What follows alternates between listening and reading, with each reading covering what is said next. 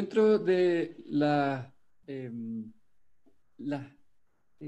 como las partes que forman el manejo, una parte esencial del enfrentamiento a este problema es la monitorización, ¿ya?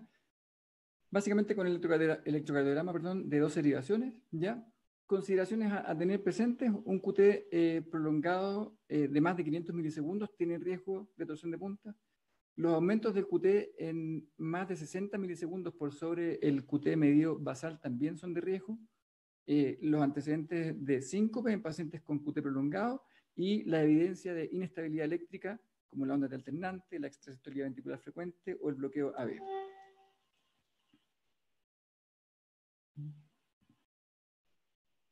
Acá tenemos un electro de un paciente que tiene un ciclo corto, largo, corto y que entra en torsión de puntas, pero ustedes se fijan, una hora antes, este paciente ya tenía extrasistolía ventricular frecuente y tenía la presencia de onda T alternante, ¿ya?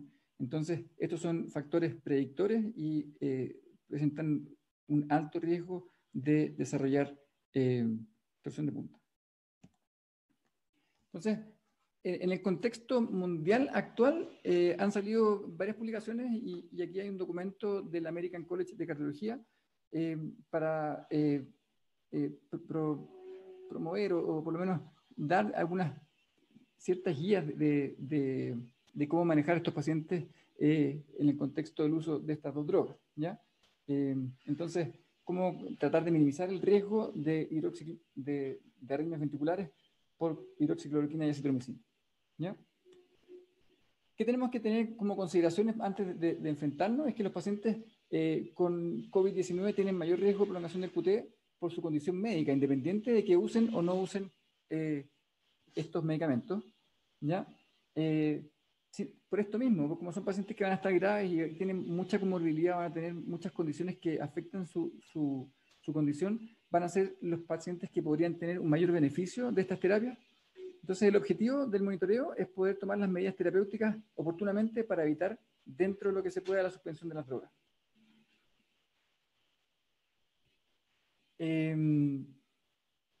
También hay que evaluar el riesgo, mortalidad y beneficio del monitoreo, ¿ya? La duración del esquema terapéutico con acitromicina y con cloroquina es relativamente breve, de 5 a 10 días, y el riesgo de muerte por prolongación del QT existe, pero podría ser menor que el beneficio potencialmente obtenido con estos tratamientos, ¿ya? Y estos beneficios del tratamiento pueden ser extrapolables a la población, de modo que si los pacientes excretan menos virus va a haber una menor tasa de contagio. No les voy a decir qué es lo que es cada medicamento, porque la Mariana ya hizo esa parte, pero en relación a los antimaláricos, no hay casos de muerte arrítmica registrados en los sistemas de vigilancia de la OMS. Puede ser en parte porque esté subreportado. Muchos países no tienen un sistema de reporte obligatorio. Y en la acitromicina hay algunos casos más bien escasos que muestran que alrededor de 47 muertes arrítmicas por día por millón de tratamientos. O sea, es un evento más bien infrecuente. En cloroquina no hay nada establecido y hay 47 dentro de 1.000.000 de tratamientos, es bastante bajo, pero la combinación de ambos no está bien estudiada. Entonces, sabemos que uno podría predecir un poco la probabilidad de QT prolongado basándose en este score que dijo la Mariana, de las características basales de los pacientes más la cantidad de medicamentos que prolongan el QT. Y en este score nos vamos a fijar en los pacientes de alto riesgo, que están clasificados como los que tienen más de 11 puntos dentro de estos factores de riesgo, ¿ya? Entonces, ¿cuáles son las recomendaciones prácticas para pacientes hospitalizados? ¿Ya? De base, cuando uno se aproxima por primera vez a los pacientes, lo que hay que hacer es suspender y evitar todos los medicamentos que prolonguen el QT que no sean críticos para la condición del paciente, ¿ya? Como segundo punto, evaluar un electrocardiograma de reposo, función hepática, renal, por el clearance de las drogas, como dijo la Mariana, y evaluación de magnesio, potasio y calcio. Y si es que es posible, buscar un cardiólogo o un electrofisiólogo que les mida QT para saber si el paciente tiene riesgo o no y estar tranquilos en el momento inicial.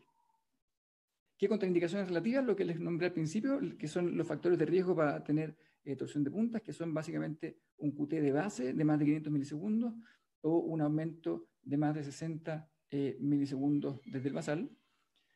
Y también la historia previa de síndrome QT prolongado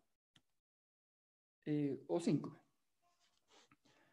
Después, durante el tratamiento, lo que hay que hacer es básicamente monitorizar con telemetría, si es que se dispone. Muchos de estos pacientes van a estar en intensivo intermedio, así que telemetría vamos a tener.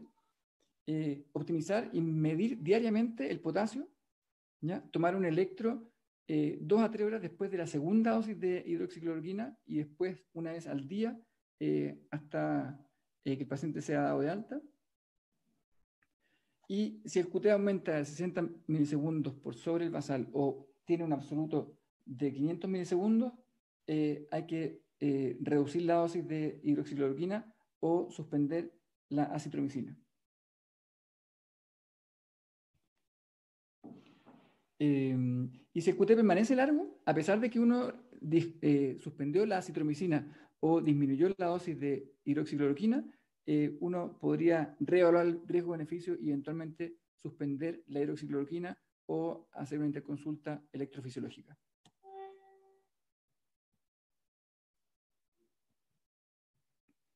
En ambulatorio, muchos de estos pacientes van a estar en ambulatorio y a lo mejor en algún momento vamos a usar estos medicamentos en forma ambulatoria. Lo mismo, suspender los medicamentos que no sean importantes y que pueden prolongar el QT, evaluar el electro de base con la función hepática renal y el medio interno, evaluación por un cardiólogo del QT y evitar el inicio de estas terapias en ambulatorio, si es que se puede, ¿ya? Contraindicaciones relativas, lo mismo, QT prolongado, un score de Tisdale que sea mayor de 11, o sea, los pacientes que están en alto riesgo. Y una vez que los pacientes ya están recibiendo el medicamento, deberían mantenerse con el tratamiento, con acitromicina y con hidroxicloroquina si es que tienen un score de Tisdale que es más bien bajo, o sea, 6 puntos. Y si es que el paciente no está dentro de este grupo, repetir el electro 2 a 3 horas después de la dosificación en el día 3 de la terapia. Y ahí si es que el QT se prolonga más de 60 o llega a un valor absoluto de más de 500, uno debería considerar suspender la terapia. ¿Qué modificaciones puede dar el protocolo? Bueno, como están muy escasos los equipos de protección personal, lo que uno podría considerar en estas unidades de intensivo intermedio es medir el QT en los monitores de telemetría, ¿ya? O usar otro tipo de dispositivos, como el cardiomóvil, etc. Pero básicamente en nuestra realidad lo más aplicable es medir el QT en los monitores que permitan que uno imprima los trazados. Y cuando hay escasez de telemetría, claro, lo que uno puede hacer es dejar de monitorizar cuando los pacientes ya han tenido algunas dosis de hidroxicloroquina con acitromicina y tengan un score de Tisdale que sea menos de 6 o que hayan tenido ya varios electros en los que se muestra que el QT está normal. El manejo no farmacológico, en caso de torsión de puntas que sea sostenida o que tenga compromiso hemodinámico, la desfibrilación, ¿ya? Y las guías del American College del 2017 dicen que en los pacientes que tengan torsión de puntas que sea asociada a un QT prolongado adquirido y que tenga bradicardia que no hayan respondido, a magnesio o que no hayan respondido al aumento de la frecuencia con Isuprel, uno podría intentar estimulación auricular o ventricular para aumentar la frecuencia cardíaca, alargar el QT y disminuir la incidencia de torsión de punta, ¿ya?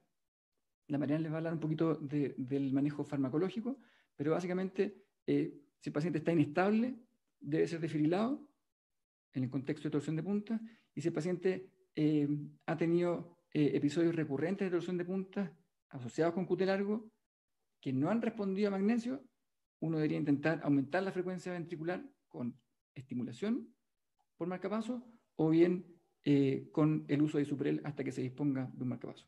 ¿Sí? Esto lo va a revisar la Mariana.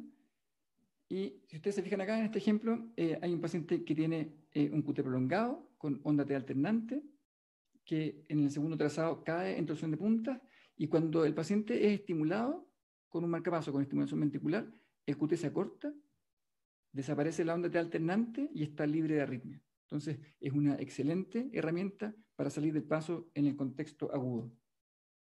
Habitualmente, ¿cómo se hace? Con sondas marcapaso transitorias. ¿ya? Con una fuente de poder externa, y esto no está exento de complicaciones. Fíjense cómo está enrollada la sonda acá dentro del ventrículo, pero no es lo más frecuente que ocurra esto. Y si el paciente va a estar intubado mucho tiempo y ya está en una fase en que va a tener cierta movilidad, lo que uno podría hacer es poner un electrodo de fijación activa conectado a una fuente de poder que está externalizada. Entonces aquí ustedes ven que hay un electrodo de fijación activa, como uno pondría perfectamente una sonda marcapaso transitoria, pero este electrodo permite que el paciente se movilice, que se levante, que haga la kinesioterapia, etc. Y posterior al alta, ya, ¿qué hay que hacer con los pacientes en la etapa más bien crónica? Educarlos acerca del riesgo de las drogas potencialmente culpables, eliminar los factores gatillantes, disminuiría el riesgo de arritmia y normalizaría el QT, pero si esto no ocurre, hay que hacer un estudio genético del paciente y de los familiares de primer grado.